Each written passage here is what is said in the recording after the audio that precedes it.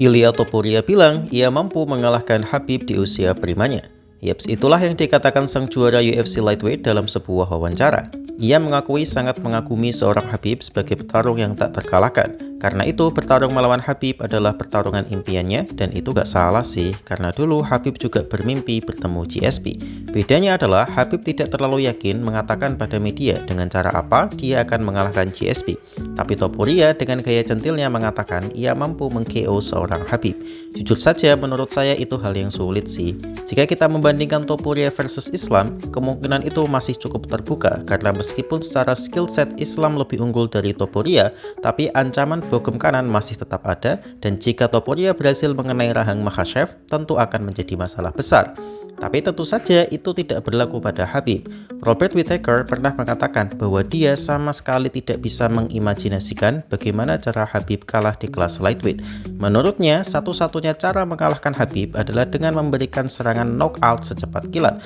Karena jika Khabib sekali saja menyentuhmu, pasti dia akan mampu men-takedownmu dan akan tamat. Tapi masalah utamanya adalah rahang Khabib sekuat granat yang membuatnya tahan pukul, dan itulah yang membedakan Khabib dengan Makhachev. Makhachev tidak memiliki rahang sekuat Khabib. Dari Michael Johnson, Edson Barboza, Conor McGregor, Dustin Poirier, hingga Justin Gaethje sudah mencoba memukul dan menendang Khabib, tapi satu tetes darah pun tak bisa mereka keluarkan dari tubuh Khabib. Itulah kenapa akan sangat sulit Ilia melakukannya. Dan jika Khabib sudah membawanya ke bawah sekali saja, maka ia sudah pasti akan menghabisi lawannya seperti yang telah ia lakukan pada 29 lawan lainnya. Islam memang lebih baik dan komplit, tapi Khabib lebih kuat. Sesimpel itu. Jadi bagaimana menurut kalian? Volkanovski bilang knockout dari Makhachev lebih menyakitkan dibandingkan knockout dari Topuria. Yaps, ini sebenarnya tidak terlalu mengejutkan sih, karena memang secara umum head kick lebih berat dan sakit dibandingkan bogem tangan. Apalagi Makhachev menggunakan tulang kering saat menyasar kepala Volkanovski. Kalau Joe Rogan bilang sih shin to the bone. Namun bukan hanya sakit fisik yang dia maksud, tapi akibat setelahnya. Volk mengatakan bahwa ia merasa gemas karena KO dari Makhachev dengan cara seperti itu, dan dia tidak sabar untuk naik ke oktagon lagi untuk memperbaiki rekornya. Padahal sudah banyak pihak termasuk Makhachev sendiri mengatakan Volk seharusnya istirahat 4 bulan tanpa latihan untuk memperbaiki brain damage-nya. Perlu diketahui, brain damage hanya bisa disembuhkan dengan istirahat total. Itulah kenapa memutuskan untuk bertarung melawan Topuria 4 bulan setelahnya adalah hal yang ia sesali.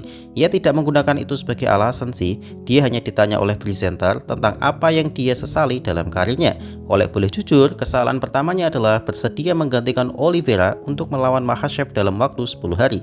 Menurut Joe Rogan, itu adalah tindakan konyol karena melawan fighter sekaliber Makhachev mustahil hanya membutuhkan 10 hari latihan.